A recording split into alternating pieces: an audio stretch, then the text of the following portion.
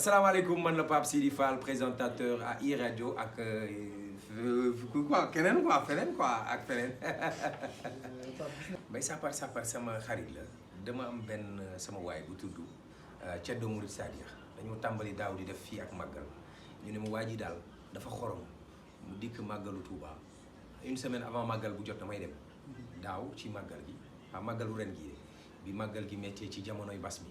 ma fekk ko fa muy faral di wax ay xëlëf gi daras ji ngaatar ji et moi ça me faisait rire et j'ai aimé la personne l'idéologie et j'ai vu aussi ay kilifa diine yu mag yoo xam ne Mbaye day toog seen wet di wax di def comédie di leen reetaanloo mais du ci boole benn ñàkk worma du ci boole benn ñàkk teggin je tenais aussi à faire un témoignage ci diggante daaw ak ren man chaque fois bu ma demee màggal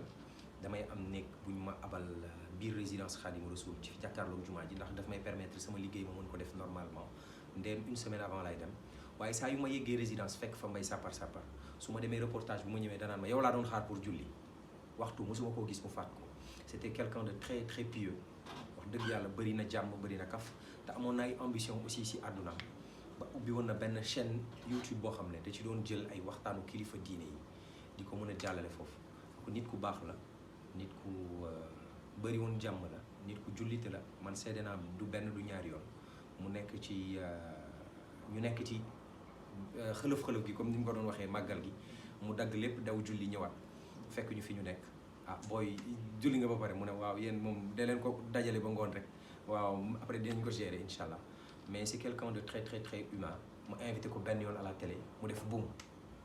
nit ñu bëri naan ma kooku doon léeb de neex nañu parce que li leen gën a neex ci moom mooy musuma dégg Mbaye Sapar mu wax ji ñàkk wor ma mbaa mu ñàkk teggin wala mu wax lu vulgaire léebam yi muy léeb yépp quelle que soit qualité léeb bi da ngay reetaan ba sonn te lépp dafay ànd ak wor ma invité waat ko mu ñëwaat fekk ma amoon benn sponsor benn boisson mu jël ma may ko ci benn boisson mu dem defal leen vidéo ba boisson bi bëggoon a signé ak moom contrat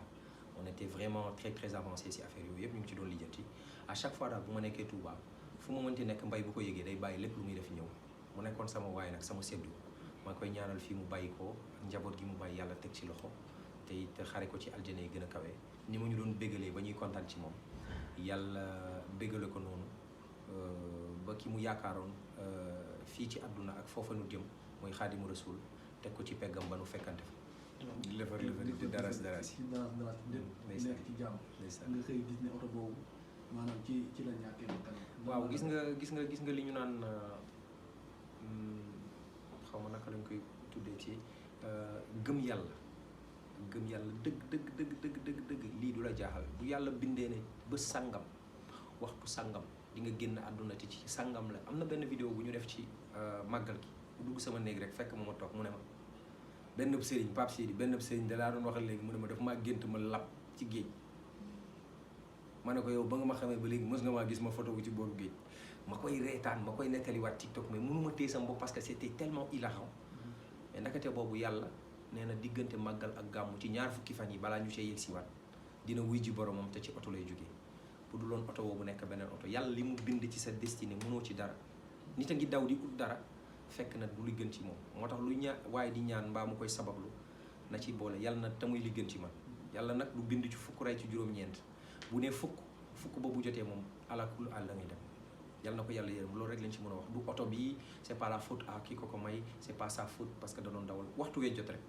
te du moom kese moo ci génn àdduna ndax moo ci gënoon a siiw waaye am na ay xale yoo xam ne daf leen ciy fël ñu ñàkk seen bakkan ñoom it ñu ngi leen ciy boole ñaan gi ñaanal leen ko yàlla xare leen aljana xam nga li wolof naan never say never dafa am benn façon ngi métier yoo xam ne dafa judd bu njëkk ba dañu am ay médias classiques ay rajo la ak télé ay journal presse écrite léegi dafa am ay médias yoo xam ne digital média la tudd mooy médias sociaux yi mooy Facebook Instagram Twitter LinkedIn ak TikTok dafa mujjee ñëw mais dafa gën a accessible ci ñi nga xam ne jànguñu mënuñoo lire dañuy taxaw def vidéo nit ñi boo leen waxee dara sax mën nañ la tontu ci vidéo yi waaye lépp loo gis ci doomu aadama ndox moom boo ko amut da ngay dee sa organisme 60% ndox la mais boo ci ëppalee mën na laa rey mën nga dugg coma hydraulique ndeem yàlla ndox mi nga xam ne moom moo aajowu ci sa dund bu ci ëppalee mu rey la waxuma la ak leneen tout abus est nuisible mën nañu nekk TikTok ndax dafa tolleeg suñu jamono di partager yenn moments yi ak suñu ay quelques abonnés yu ñu am mais bañ koo jël def ko daar il faut que gàtt kaw guddi Boubacar Diallo def na plus de 20 ans de média man mii def naa plus de 10 ans de média bu nit ñi xam la du da ngay tëb rek ne non il faut que ma def lii dafa vulgaire lii dafa extravagant lii dafa mën a génne samay cër il faut que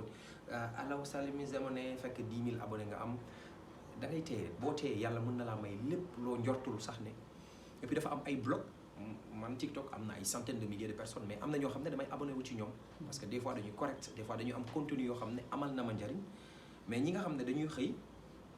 dañu rafet dañuy teg benn son fecc wane seen yaram loolu aussi baaxul parce que ëllëg du añ du reer waaye dañ koy sóoraale bu dut yow sa plaisir tey xalaatal ne ëllëg di nga am njaboot te internet lu ca dugg dafay am ay serveurs yu mag yu koy garder boo supprimer fan la jëm est-ce que dafay génn téléphone bi di daw dafa am fenn fu muy dem loolu ay serveur la bu ñu ko restauré waatee mën na ñëw te nit ñi bàyyi xel ne ëllëg du añ du reer waaye dañ koy sóoraale am na ku mu gën a nekk présidente États-Unis d'Amérique bu tudd Hillary Clinton dañoo dem xool ne dafa supprimer 30 000 mails ndéem président de la République bu Hillary Clinton lañ mën a def loolu imaginez Sénégal fii loo fi def gars yi dañuy génne VAR léegi dañ lay luñutu